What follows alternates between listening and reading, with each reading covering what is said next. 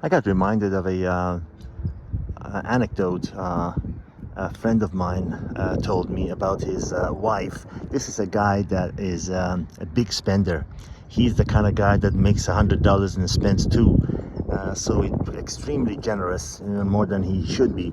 And he was a late marrier. He did all he wanted in his life, and then for some reason he just got crazy about getting married. And so he married this woman who's been divorced twice, but still youngish. She was young. She was in her, I'd say, early 30s, but she's a surgeon. She was a surgeon making very good money. But he said that his family and every friend he had just didn't feel good about this woman. They always thought she had ulterior motive. I also met her and I had the same feeling. But anyways, after they were divorced and everything, he told me that one day, I mean, this is a guy, just to give you an idea, that would take her on trips to 6, 7 different countries at one time, staying at top 5-star hotels, the Ritz in Paris, and if you know these hotels, the Dorchester in London, that level of spending. First class, of course, flying and everything. He said one day, she said, what do you want to have for dinner? So they decided on Chinese, and she goes out and gets the Chinese. I guess this was before the delivery thing was really big. And he said, you know what she did? When she came back, she just casually put the receipt in on my desk because I was working and at home. And she goes, yeah, it was like $27.04, whatever. He said, I froze at that moment, and I said, does she really want me to reimburse her?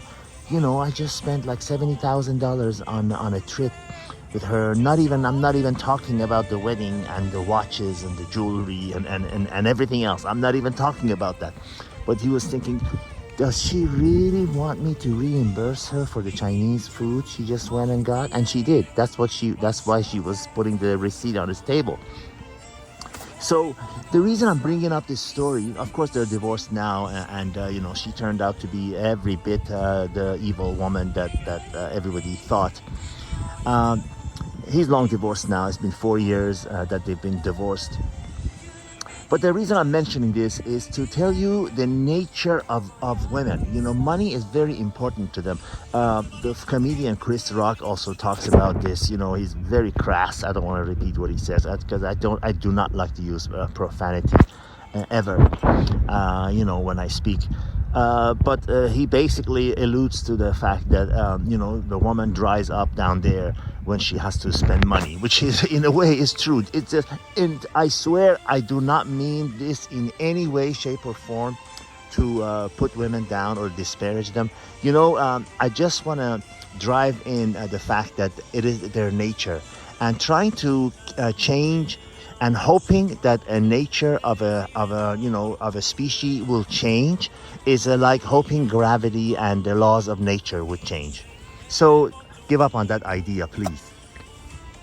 And just know that it is in their nature. Security and finances is very important to them. They expect, no matter how much money they make. This particular woman I'm talking to you about, she was a surgeon, and last I looked in their divorce papers, because it's public information, she was making $16,000-$17,000 a month. So she was not in any way, shape, or form hard up for money. And it is in their nature. It is in their nature. They look for the man to provide. They look for the man to carry them, and no matter how much money they make.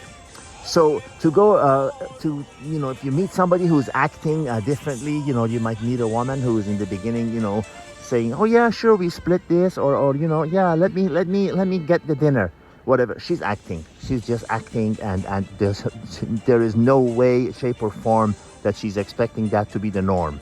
And if you do, she will drop you, and you don't know what hit you.